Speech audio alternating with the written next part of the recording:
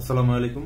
বাংলাদেশ উন্মুক্ত বিশ্ববিদ্যালয়ের খুবই গুরুত্বপূর্ণ একটি বিষয় নিয়ে আজকে হাজির হয়েছি। অর্থাৎ অনেকে জানতে চেয়েছেন যে বাংলাদেশ উন্মুক্ত বিশ্ববিদ্যালয়ের বিভিন্ন প্রোগ্রামের অনলাইন ভর্তির আবেদন কিভাবে করব, কম্পিউটারের মাধ্যমে নিজের আবেদন নিজে কিভাবে করব। তো সেই সংক্রান্তই আজকের এই ভিডিওটি। অনলাইন পেমেন্ট সহ বিস্তারিত থাকছে আজকের ভিডিওতে। এ টু জেড অনলাইন আবেদন ফর্ম পূরণ সকল বিষয় জানতে পারবেন আজকের এই ভিডিওতে। বাংলাদেশ উন্মুক্ত বিশ্ববিদ্যালয়ের ভর্তি অনলাইনের মাধ্যমে সম্পূর্ণ করতে হয় এবং পেমেন্ট অনলাইনের মাধ্যমে পরিশোধ করতে হয়। তো পেমেন্ট সহ সকল বিষয় থাকছে আজকের ভিডিওতে। বাংলাদেশ উন্মুক্ত বিশ্ববিদ্যালয় থেকে যারা অ্যাডমিশন নিতে চান এবং নিজে নিজেই ভর্তির আবেদন করতে চান তাদের জন্যই মূলত আজকের এই ভিডিও। তো ভিডিওর শুরুতেই সবার কাছে ছোট্ট একটি রিকোয়েস্ট, যারা আমার চ্যানেলে নতুন বা চ্যানেলটি এখনো সাবস্ক্রাইব করেননি তারা অবশ্যই সাবস্ক্রাইব করবেন, আর যারা সাবস্ক্রাইব করেছেন তাদেরকে অসংখ্য ধন্যবাদ। তো ভিউয়ার্স, চলুন দেখে নেই কিভাবে বাংলাদেশ উন্মুক্ত বিশ্ববিদ্যালয়ের অনলাইনে আবেদন করতে হবে। বাংলাদেশ উন্মুক্ত বিশ্ববিদ্যালয়ের ওয়েবসাইটে ওসাপসে গিয়ে তারপরে এখানে ওপেন স্কুলে ক্লিক করবেন। এখানে যেই প্রোগ্রামের ভর্তি কার্যক্রম চালু রয়েছে সেখানে অ্যাপ্লাই লেখা থাকবে। অ্যাপ্লাইতে ক্লিক করার পরে এখানে আপনাকে ভর্তির আবেদনের জন্য কিছু নিয়মকানুনগুলো লেখা আছে, এগুলো পড়ে নেবেন। তারপরে স্টেপ ওয়ানে জেনারেল ইনফরমেশন দেখতে পাচ্ছেন। আপনি যে আঞ্চলিক কেন্দ্রের আওতায় ভর্তি হবেন সেই আঞ্চলিক কেন্দ্র এবং উপ আঞ্চলিক কেন্দ্র এবং আপনার স্টাডি সেন্টার, অর্থাৎ যে স্টাডি সেন্টারে আওতায় আপনি ভর্তি হবেন, এই স্টেপগুলো আপনাকে পূরণ করতে হবে এবং আপনি কোন গ্রুপে ভর্তি হচ্ছেন। তো এখানে স্টেপ 1 শেষ। স্টেপ 2তে পার্সোনাল ইনফরমেশন, অর্থাৎ এখানে ভর্তির আবেদনকারীর নাম, অর্থাৎ যিনি ভর্তি হবেন তার নাম এখানে ইংলিশে বড় হাতের অক্ষরে লিখতে হবে এবং বাংলাতেও লিখতে হবে। অর্থাৎ নামের আপনার ভোটার আইডি কার্ডে যে নাম দেওয়া সঠিকভাবে সেই নামটি এখানে অবশ্যই লিখতে হবে, কোনো রকম যাতে ভুল না হয়। অর্থাৎ ভোটার আইডি কার্ডে যদি এমডি থাকে তাহলে এখানেও এমডি লাগাবেন, মোহাম্মদ লাগাবেন। যদি ভোটার আইডি কার্ডে না থাকে তাহলে এখানে দেওয়ার কোনো প্রয়োজন নেই। আপনাদের জাস্ট এখানে একটি ফর্মালিটি দেখানো হচ্ছে। তারপরে দেখতে পাচ্ছেন ফাদার্স নেম ইংলিশে, অর্থাৎ আপনার বাবার নাম ইংলিশে লিখতে হবে, অবশ্যই বড় হাতের অক্ষরে লিখবেন। এখানে একটি বিষয়ে অবশ্যই খেয়াল রাখবেন, আপনার নাম, পিতার নাম এবং মাতার নাম এগুলো আপনার ভোটার আইডি কার্ডে যেভাবে দেওয়া আছে অবশ্যই চেষ্টা করবেন সেরকমভাবেই দেওয়ার জন্য, কোনো রকম যাতে ভুল না হয়। তাহলে পরবর্তীতে আমাদেরকে বিভিন্ন সমস্যায় পড়তে হবে। আপনাদেরকে সার্টিফিকেটে আপনার নামের সমস্যা হবে। তো এইসব সমস্যার সমাধানের জন্য অবশ্যই আপনাকে এখানে ফর্মটি সঠিকভাবে পূরণ করতে হবে, একটু সময় বেশি নিয়ে হলেও। এখানে দেখতে পাচ্ছেন ফাদার্স নেম ইংলিশে দেওয়ার পরে এখানে বাংলাতেও দেওয়া হয়েছে এবং মাদার্স নেম ইংলিশে এখানে যাচ্ছে, তো এখানে একটি নাম দিয়ে দেওয়া হচ্ছে এবং অবশ্যই সঠিকভাবে লিখবেন। ভোটার আইডি কার্ডে যেভাবে লেখা রয়েছে সেভাবে লিখবেন এবং মাদার্স নেম বাংলাতেও লিখতে হবে। এখানে পার্সোনাল ইনফরমেশনের এই স্টেপগুলো অবশ্যই একটু গুরুত্ব সহকারে পূরণ করবেন। এখানে ভুল হলে কিন্তু পরবর্তীতে সমাধান করতে অনেক সমস্যা হয়। তো যারা বুঝেন বা পারবেন তারাই এভাবে আবেদন করবেন এবং ভোটার আইডি কার্ডের সাথে অবশ্যই মিল রেখে এই নামগুলো লেখার চেষ্টা করবেন, তাহলে আর পরবর্তীতে কোনো সমস্যায় পড়তে হবে না। এবং গার্ডিয়ান নেম দিতে হবে, অর্থাৎ যে কোনো একজন গার্ডিয়ান হিসেবে আপনি যাকে দিতে চান তার নাম এবং মোবাইল নাম্বারও এখানে দিতে হবে। গার্ডিয়ান নেম আমি একটি নাম দিয়ে দিচ্ছি এবং মোবাইল নাম্বারটিও দিয়ে দেব।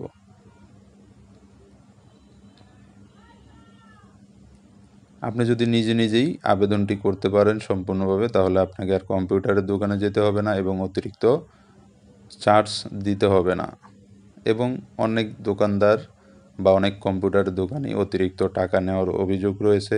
তো সেক্ষেত্রে আপনি নিজে নিজে একটু ধৈর্য সহকারে ধীরে সুস্থে আবেদন ফর্মটি পূরণ করবেন এবং যাচাই বাছাই করে পূরণ করবেন। এখানে গার্ডিয়ানস মোবাইল নাম্বার, এখানে আপনি যে গার্ডিয়ানের নাম দিবেন তার একটি মোবাইল নাম্বার এখানে দিয়ে দেবেন। গার্ডিয়ান হিসাবে আপনি যে কোনো কাউকেই দিতে পারেন, সমস্যা নেই।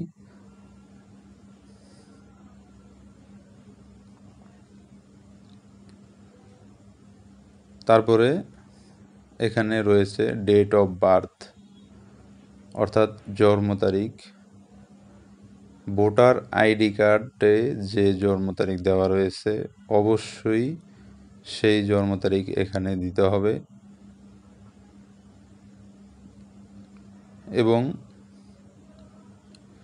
ভোটার আইডি কার্ড ফলো করে অবশ্যই জন্ম তারিখটি এখানে সিলেক্ট করবেন। কোনো রকম ভুল করা যাবে না। তো আমি এখানে একটি জন্ম তারিখ সেট করে দিতেছি।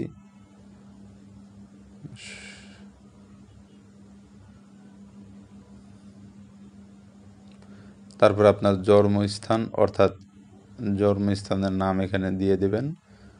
আপনার যেখানে জন্ম হয়েছে যে কোনো একটি নাম আমি এখানে দিয়ে দিচ্ছি। তারপরে জেন্ডার অর্থাৎ ছেলে না মেয়ে সেই জেন্ডারটি এখানে সিলেক্ট করে দেবেন। তারপরে ন্যাশনালিটি বাংলাদেশি সিলেক্ট করে দিলাম। তারপরে আপনার ন্যাশনাল আইডি কার্ড অর্থাৎ ভোটার আইডি কার্ড থাকলে এখানে ন্যাশনাল আইডি সিলেক্ট করে দেবেন। তারপরে ন্যাশনাল আইডি নাম্বার অর্থাৎ ভোটার আইডি কার্ডের নাম্বারটি এখানে দিয়ে দিবেন এবং ব্লাড গ্রুপ যদি জানা থাকে অবশ্যই এখানে দিবেন। তারপরে ম্যারিড নাকি আনম্যারিড সেটি এখানে দিয়ে দেবেন। আমি ম্যারিড দিয়ে দিলাম। তারপরে রিজিওনাল অর্থাৎ ধর্ম ইসলাম দিয়ে দিলাম। তারপরে এখানে কোটা, আপনার কোনো কোটার অধিকারী আছেন কি না, যদি থাকেন এখানে দিবেন, আমি এটা দিলাম না। তারপরে ইমেল অ্যাড্রেস, আপনার নিজস্ব যদি ইমেল অ্যাড্রেস থাকে তাহলে ইমেল অ্যাড্রেসটি এখানে দিবেন। ইমেল অ্যাড্রেস দিলে আপনার বিভিন্ন ইনফরমেশন মেইলের মাধ্যমে আপনাকে জানিয়ে দেওয়া হবে। ইমেল অ্যাড্রেস না দিলেও অবশ্যই মোবাইল নাম্বারটি আপনাকে সঠিকভাবে দিতে হবে এবং যেই মোবাইল নাম্বারটি আপনি সবসময় ইউজ করবেন এবং যেই মোবাইলের নাম্বারটি অ্যাক্টিভ থাকবে, কেননা এই মোবাইলের নাম্বারের মাধ্যমেই আপনাকে ভর্তির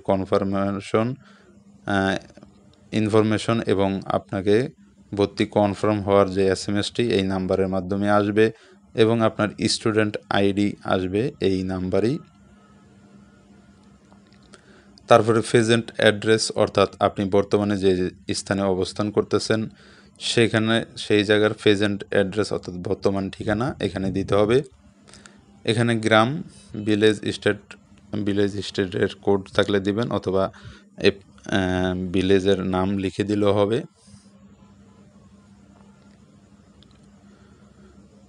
তারপরে এখানে পোস্ট কোড, পোস্ট অফিস অর্থাৎ পোস্ট অফিসের নাম দিবেন। তারপরে পোস্ট কোড দিতে হবে। পোস্ট অফিস আমি একটি নাম দিয়ে দিচ্ছি পোস্ট অফিসের।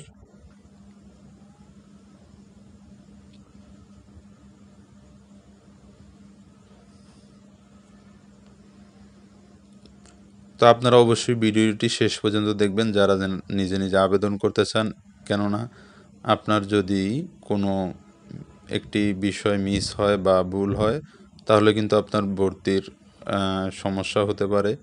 তো এজন্য অবশ্যই ধৈর্য সহকারে দেখবেন, স্টেপ বাই স্টেপ দেখানো হবে A to Z। এই নিয়মটি ফলো করলে ভুল হওয়ার কোনো সম্ভাবনাই থাকবে না। পোস্ট কোড এবং আপনি যে পোস্ট অফিসের নাম দিবেন সেখানকার পোস্ট কোডটি দিতে হবে এবং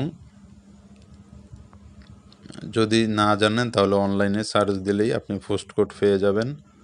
তারপরে ডিস্ট্রিক্টের নাম দিবেন অর্থাৎ আপনার জেলা, তারপরে থানা উপজেলা দিতে হবে, এটা হলো বর্তমান ঠিকানার। তারপরে স্থায়ী ঠিকানা ওই সেমভাবে আপনারা পূরণ করে নেবেন। তারপরে এখানে দেখতে পাচ্ছেন ফটো অ্যান্ড সিগনেচার, অর্থাৎ আপনাকে একটি ফটো এখানে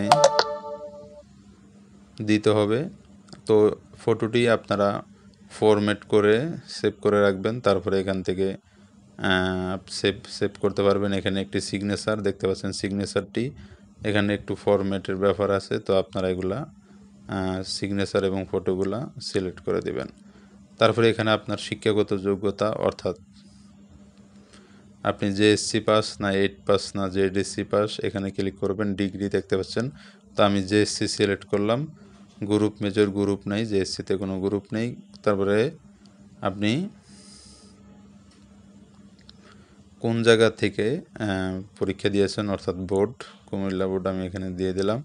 আপনার স্কুলের নামটি এখানে দিয়ে দিবেন।